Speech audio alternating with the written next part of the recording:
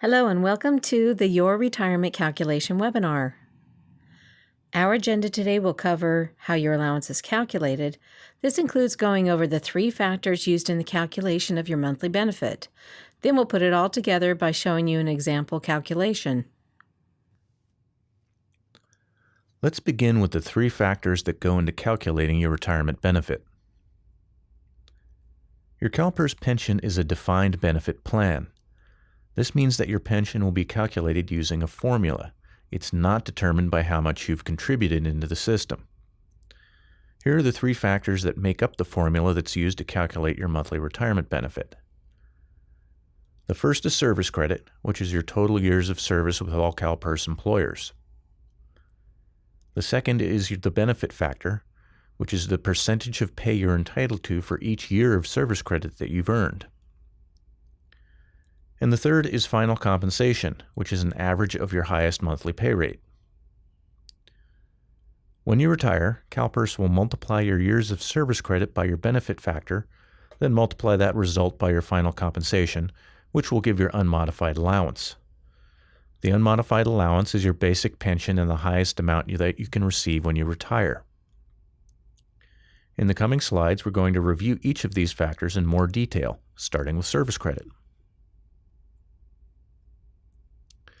So let's start with how your service credit is earned.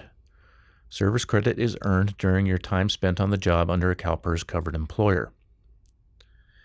It's earned on a fiscal year basis from July 1st through June 30th. If you're paid full-time, your service credit is based on the manner in which you were paid. For instance, if you were paid on an hourly basis, it takes 1,720 hours to earn 1 full year of service credit. If you were paid daily, it's 215 days. And if you're paid monthly, it only takes 10 months within a fiscal year to earn 1 year of service credit. If you earn any less than these amounts, you are earning partial service credit. This is an example of how service credit is earned on a fiscal year basis for a member who is paid on monthly basis. July 1st is the beginning of the fiscal year. If you work full-time in the month of July, you'll earn 1/10 of a year of service credit.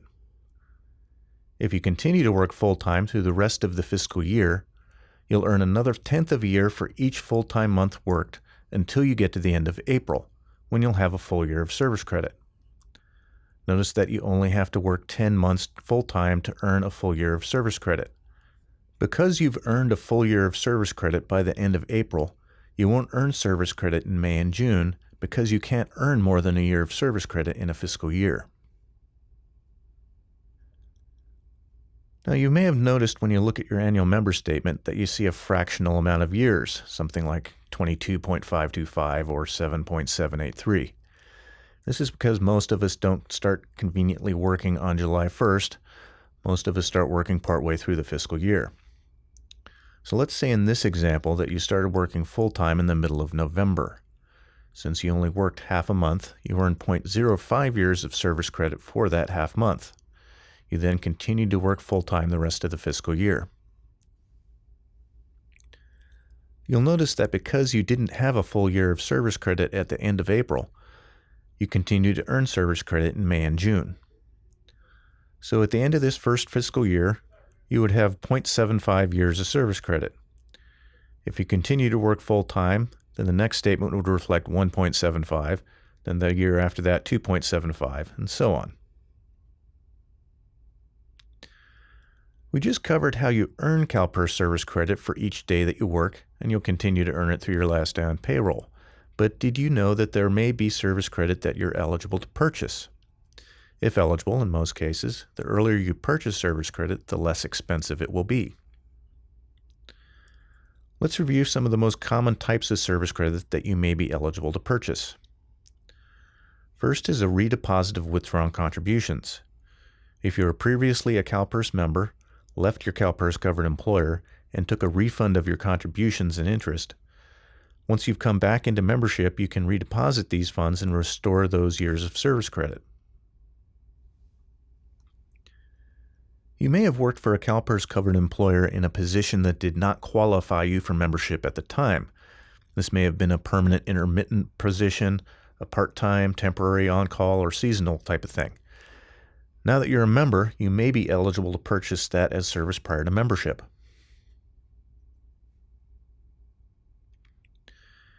Additionally, if you served in active military service, you may be able to purchase up to 4 years of military service credit.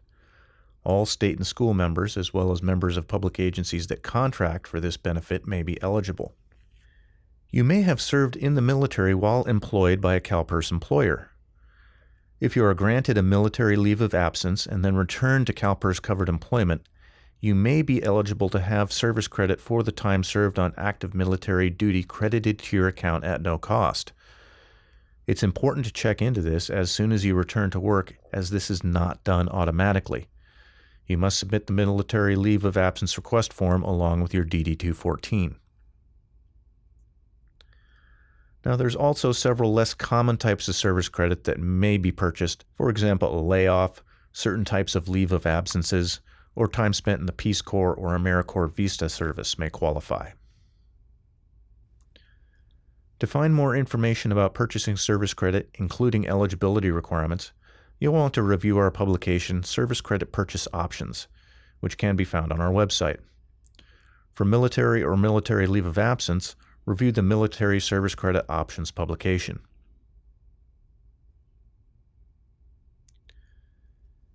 Your next step is to use the Service Credit Cost Estimator on our website. This calculator will give you a ballpark figure of the cost to purchase service credit. Use the Retirement Estimate Calculator to estimate how much the purchase may increase your monthly benefit based on when you plan to retire. These tools can help you decide if you would like to request an official cost package. Your last step would be to submit the appropriate cost calculation request form, which is available under Forms and Publications on our website. The next part of the calculation is your benefit factor. Each of you works under different formulas that define a range of percentages used in your calculation at retirement. The percentage is called a benefit factor. The benefit factor defines the percentage of pay you're entitled to for each year of service credit. Benefit factors start at age 50 or 52, depending on the formula you're under with your employer and when you were hired. To calculate your percentage of final compensation, we multiply your benefit factor based on your age at retirement by your years of service credit. If you worked for more than one CalPERS employer, you may have more than one retirement formula. If this applies to you, we'll calculate each separately based on the service credit earned under each formula and then add the total together. If you're unsure of your formula, you can find it on the home page of your my.calpers account, or you can check with your employer. Your benefit factor increases with each quarter year of age or every 3 months based on your birthday. We call these birthday quarters. For example, if your birthday is March 10th, your birthday quarters would be at a quarter year, June 10, at a half year, September 10, and at 3/4 of a year, December 10. You may want to pick a retirement date that coincides with one of your birthday quarters in order to receive a higher percentage of your final compensation. You must retire on or after your birthday or birthday quarter to receive an increased age factor. Once you reach the maximum age for your formula, your age factor no longer increases, but you can still increase your amount of service credit and rate of pay, which increases your monthly benefit when you retire. If you're a state or local safety member under the 3% at 50 formula, you don't need to worry about the birthday quarters because the percentage is fixed at 3%. Let's look at an example of a formula chart. At left, you can see the name of the retirement formula, which in this example is the 2% at 62 formula. This formula applies to you if you were first hired into a miscellaneous position on or after January 1st, 2013. If you're under a different formula, the numbers are a little different, but the concepts are still the same. The percentages you see within the chart are the range of benefit factors available to you. As you can see on this chart, they start at the age of 52. This factor increases each quarter year from your birthday up to a maximum age, which in this example is age 67. Using the birthday quarters we just went over in this example, if your birthday is March 10th and you retired at age 62, the benefit factor would be 2%. 3 months later, on June 10th, the formula increases to 2.025%. Then on September 10th, it increases to 2.050%. If you were to retire on September 9th, just one day before your birthday quarter increase, then instead of the higher factor of 2.050 being used, you would fall to the previous factor of 2.025%. To find the chart for your formula, download your member publication from the Forms and Publications page on our website. There are 5 different versions depending on your employment category: state miscellaneous and industrial members, and state safety members, local miscellaneous, and local safety members. These apply to those working for a city or county, or for those who may work for a special district, such as a fire or utility districts. And finally, schools. Now let's go to the third part of the calculation, which is final compensation. First, it'll be helpful to define what compensation is, then we can talk about final compensation. Compensation is defined as payment to employees for service performed during normal work hours, or for time during which employees use vacation, compensatory time off, sick leave, or other types of leave. Your employer may report items of special compensation in addition to your base pay rate. Special compensation may include payment for special skills, knowledge, abilities, work assignments, and so on. Check with your employer to find out what types of pay are reported for you. The final compensation used as part of your calculation is based on your highest average full-time monthly pay rate for either 12 or 36 consecutive months of employment, depending on your employer's contract and when you first became a member. It is not based on your earnings. For example, if you work part-time, your earnings are lower. We still use your full-time equivalent pay rate to determine your final compensation, although you are earning less service credit working part-time. Some safety formulas have a cap on the percentage of final compensation that can be received. There are no caps for non-safety formulas. The final compensation for school employees who work 10 or 11 months a year will be calculated based on the actual number of months worked within the period to be used. This averaging will lower the final compensation. Let's look at an example of a final compensation calculation if you plan to retire on November 1st. In this example, the final compensation period is 12 months. So the final compensation will start on November 1 the previous year, 12 months prior to the retirement date. For the first 6 months from November 1 to April 30th, the pay rate was $4,400 per month. On May 1st, there was a pay raise, so the last 6 months from May 1st to October 31st, the pay rate is now $4,600 per month. We take the total amount of $54,000 and divide it by 12 months to arrive at the average final compensation of $4,500 per month. Now, if you're under a 36-month final compensation period, the averaging process still works exactly the same.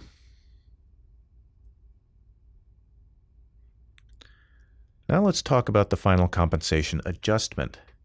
If your CalPERS service is coordinated with Social Security, which means you contribute to Social Security under your CalPERS employer, then the amount of your CalPERS contribution is not based on your full monthly earnings. There's an exclusion amount.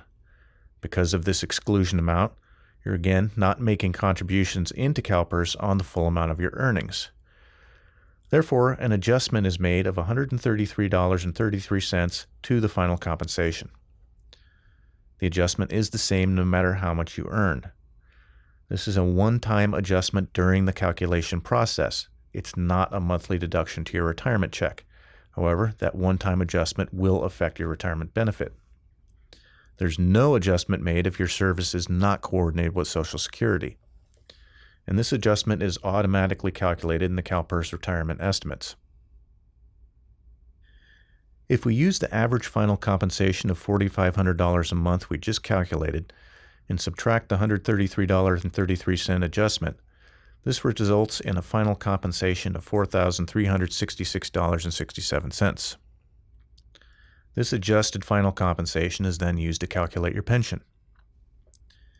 If you have multiple CalPERS employers, you may have some service that is coordinated with Social Security and some that isn't. This adjustment will be applied only to service that is coordinated with Social Security.